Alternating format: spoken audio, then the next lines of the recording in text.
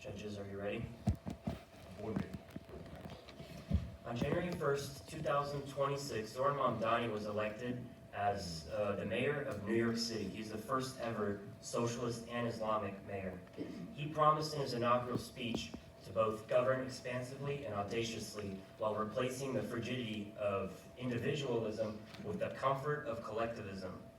Now, the young voters of New York City, ages 18 through 29, were his biggest supporters. 75% of this youth group voted for him. He won the three-way race with a 50% overall vote.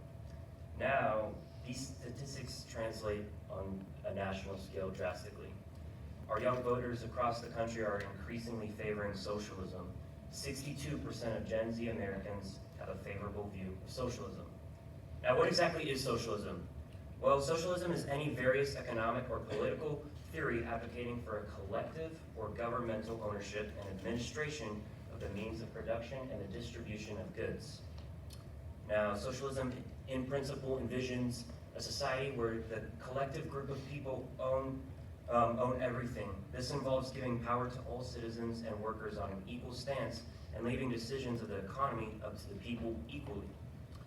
The idea of socialism can find its roots in Karl Marx's works. His work ended up being revolutionary because by the mid-20th century, a third of the world's population lived under socialism. These regimes did not last long and ended up being horrific. Socialism actually ended up being a dirty word. Now, despite the failures of socialism, people are still willing to give it a try to this day. The word socialism has increasingly creeped into the mainstream media, conversations, and our debates. This trend of favoring socialism despite its failures isn't new. A good example of this is George Orwell. If you're familiar with George Orwell, he was a British author who wrote Animal Farm, a book that targeted and criticized the socialist and communist regime of the USSR. Despite Orwell's criticism of the socialist policies that led to Stalinist Russia, he was an avid British socialist. Even though he witnessed the dark effects of socialism taking form, he still had a lifelong loyalty to socialism. This trend of liking socialism despite its history is what has snared many Americans today. And unfortunately, the snare that our young Americans are getting ensnared with are the ones that they're building themselves. So, why is socialism so attractive to the younger generations in America? The younger generations in America are drawn to socialism by the desire to solve the new problems in the standard of living, the economy, and implement social justice. However, this trend is based off of a fundamental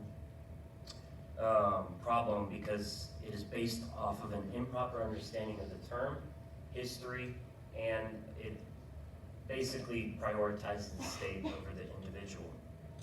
Now, my paper ends up diving into favoring an ideology that doesn't act on its promises. While socialism promises to help the people by improving the job market, lowering housing prices, reducing debt, boosting the economy, and distributing wealth, and fixing ultimately the problem of poverty, it has never in fact done so.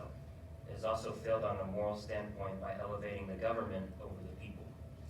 Now, this matters to Americans because the socialist ideology is spreading rapidly. Socialism is a multi-factoring ideology. It has caused the births of communism, fascism, and Marxism worldwide. It has destroyed every country that has experimented with it. It has also made impacts in America to this day. Now, socialism is one of the growing forces that can end Western civilization if we don't stand up.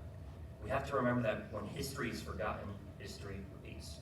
Now, Ronald Reagan was also very adamant about action towards stopping the spread of socialism. He said that, quote, "We who live in the free market societies believe that growth and prosperity and ultimately human fulfillment are created from the bottom up, not the government down." He was also clear that he wanted the people of his country to understand the consequences of ideas. I began this speech by mentioning Mamdani's promise to solve these problems. However, Mamdani mentioned replacing values that made this country.